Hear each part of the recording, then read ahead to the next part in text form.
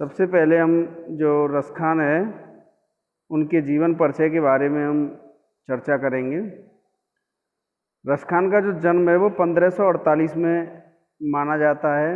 उनका जो मूल नाम था वो सैयद इब्राहिम था, यानी कि मुस्लिम जाति के थे वे और दिल्ली के आसपास के रहने वाले थे। कृष्ण भक्ति के ने उन्हें ऐसा मुग्ध कर दिया कि गोस्वामी विट्ठलनाथ से दीक्षा ली और ब्रजभूमि में जा बसे, यानी कृष्ण भक्ति की तरफ उनका मन जो है अग्रसर हुआ, आकर्षित हुआ और गोस्वामी विट्ठलनाथ जी से उन्होंने दीक्षा ली और ब्रजभूमि यानी कि यहाँ गोवर्धन, बरसाना, वृंदावन, ये अपनी जो ब्रजभूमि है यहाँ पर आकर रहने लगे। 1628 के लगभग उनकी मृत्यु हुई। रसखान जी की जो रचना है जैसे सुजान रसखान, प्रेम वाटिका, ये उनकी उपलब्ध कृतियाँ हैं, फेमस कृतियाँ सुजान रसखान और प्रेम वाटिका। रसखान रचनावली का नाम से उनकी रचनाओं का संग्रह मिलता है, यानी कि जो उनकी सारी रचनाएं हैं जितनी भी, उनको रसखान रचनावली के नाम से उनको संग्रहित किया गया है। प्रमुख कृष्ण भक्त कवि रसखान अनुरक्ति न केवल कृष्ण के प्रति हुई, अनुरक्ति कृष्ण के प्रति, यानी कि जो प्रेम भाव है या जो आकर्षण है, अनुरक्ति का मतलब प्रेम भाव या आकर्षण, वो कृष्ण के प्रति नहीं हुआ बल्कि कृष्ण भूमि के प्रति। कृष्ण भूमि के साथ साथ कृष्ण के जो क्रियाकलाप थे, कृष्ण के जो कार्य थे, उनके प्रति भी उनका प्रेम भाव हुआ है, यानी कृष्ण भूमि के प्रति भी उनका अनन्य अनुराग व्यक्त हुआ है। उनके काव्य में कृष्ण की रूप माधुरी, ब्रज महिमा, राधा कृष्ण की प्रेम लीलाओं का मनोहर वर्णन मिलता है। इस तरीके से यानी कि कृष्ण के जो जिनके साथ उन्होंने क्रियाकलाप किए, कृष्ण भगवान ने जिस तरीके से रास लीलाएं की, उनके प्रति भी उनका प्रेम है। जैसे राधा कृष्ण के प्रेम लीलाओं का मनोहर वर्णन मिलता है, उनके प्रति भी उन्होंने अपना अनन्य प्रेम व्यक्त किया है। वे अपनी प्रेम की तन्मयता, भावयलता और आसक्ति के उल्लास के लिए जितने प्रसिद्ध हैं, उतने ही उनकी भाषा की मार्मिकता, शब्द चयन और व्यंजक शैली के लिए भी उनके यहाँ ब्रज भाषा का अत्यंत सरस मनोहर प्रयोग मिलता है, जिसमें जरा भी शब्दाडंबर नहीं है।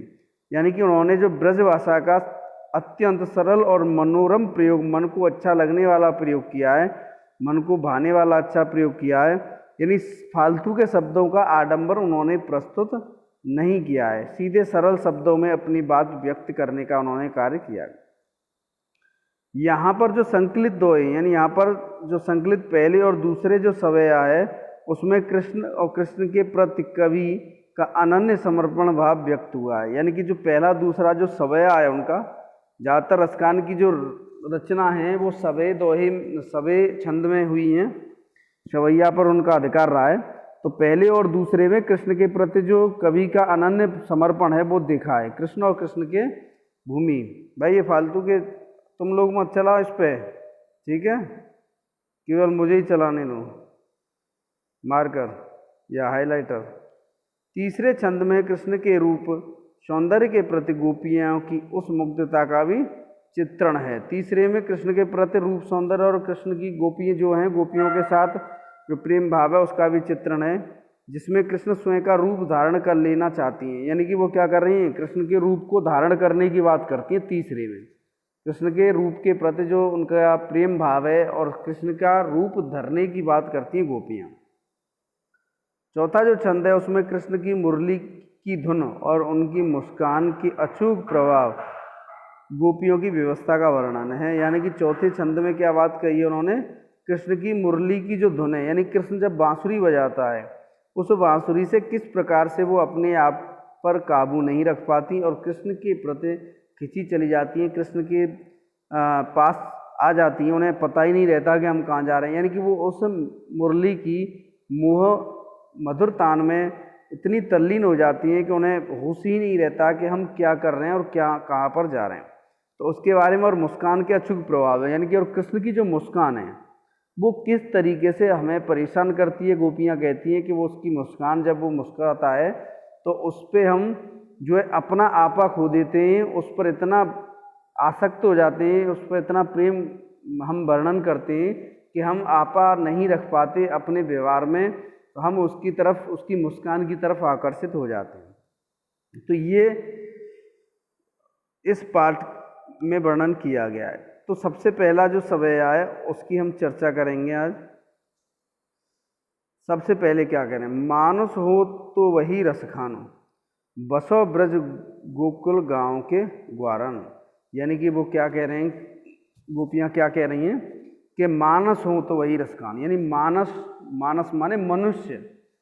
यानी कि यहाँ पर रसखान जी कह रहे हैं कि जैसे मुझे अगला जन्म मिलता है, अभी तो मैं रसखान के रूप में अब कृष्ण भक्ति का गुणगान कर रहा हूँ, कृष्ण के प्रेम में और कृष्ण के साथ जो कृष्ण के क्रियाकलाप हैं उनके लिए मैं गुणगान करने का कार्य कर रहा हूँ, मगर वो अगले जन्म की कल्पना करने का कार्य कर रहे हैं कि अगर मैं अगले जन्म, अगर मेरी मृत्यु हो जाती है, मृत्यु के बाद में अगर मुझे अगला जन्म मिलता है, तो वो कह रहे हैं मानुष हो तो वही रसखान।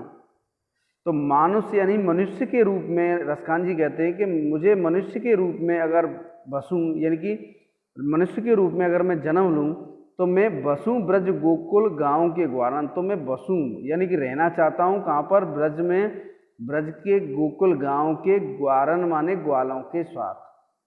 यानी कि रसखान जी ये कह रहे हैं कि मैं अगर मनुष्य रूप में जन्म लेता हूँ अगले जन्म में, तो मैं केवल, मेरा मन यही है कि मैं ब्रज भूमि में जो गोकुल गांव है, उस गोकुल गांव के जो ग्वाले हैं उनके साथ रहना चाहता हूँ, उनके साथ गाय चराना चाहता हूँ।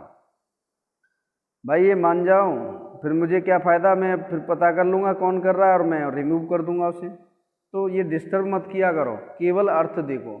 जिन्हें नहीं पढ़ना तो मैं रिमूव कर दूँगा, अभी देख लूँगा कौन क्या कर रहा है, इसलिए मुझे स्क्रीन से दूर मत ले जाइए। मनुष्य हो तो वही रसखान, ठीक है। दूसरा है, जो पशु हो तो बस कहाँ बस मेरो, चरो नित नंद की धैन मजारण। यानी कि जो पशु हूँ, तो अगर मैं पशु हूँ तो कहाँ बस मेरो, यानी कि मेरा बस नहीं है इसमें। भगवान मुझे किस योनि में जन्म देते हैं, अगले जन्म में मैं पशु बनता हूँ या मनुष्य बनता हूँ, ये मेरे बस की बात नहीं है, यानी मेरे बस में नहीं है। अगर मैं पशु योनि में जन्म लेता हूँ तो ये मेरी भगवान से प्रार्थना है। तो मैं कहाँ रहना चाहता हूँ, चरु नित नंद की धैन मजारण। चरु माने चरनाएं, नित माने प्रतिदिन, नंद माने नंद बाबा की, धेनु माने गायों के, मजारण माने बीच में। तो मैं नंद बाबा की गायों के बीच में चरना चाहता हूँ। ये अगर मैं पशु रूप में जन्म लूँ तो मेरी भगवान से प्रार्थना यही है कि मुझे गाय के रूप में, पशु के रूप में और गोकुल में नंद बाबा की गायों के बीच में ही मैं रहकर चरना चाहता हूँ, रहना चाहता हूँ। आगे, पाहन हूँ तो वही गिर को, जो कियो हरिछत्र पुरंदर धारण।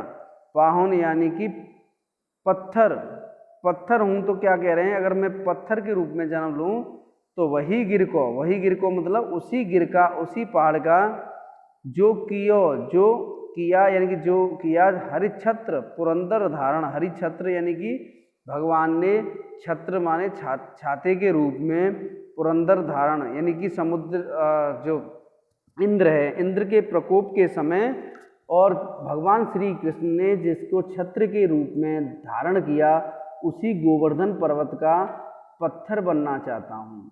यानी कि पाहन हूँ तो वही गिर को, यानी कि उसी गिर का, यानी कि उस पत्थर का, उस गोवर्धन पर्वत जो है उसका पत्थर बनना चाहता हूँ, जो कि श्री कृष्ण ने छत्र के रूप में इंद्र के प्रकोप के समय धारण किया था। जो खग हो तो बसेरो कहो करूँ मिले, कालिंदी कूल कदम की डारन। जो खग हो तो, अगर मैं पक्षी के रूप में जन्म लूँ तो बसेरो करूँ, बसेरो यानी कि बसना चाहता हूँ कहाँ पर, कालिंदी यानी कि यमुना नदी, यमुना, कूल माने यमुना के किनारे, कदम्ब माने कदम के पेड़, की डारन यानी कि डालों पर। यानी कहने का तात्पर्य है कि अगर मैं पक्षी के रूप में बसेरा करूं, रहूं, पैदा हूं, तो मैं यमुना नदी के तट पर स्थित कदम्ब के पेड़ों की डारों पर बसेरा करना चाहता हूं, रहना चाहता हूं।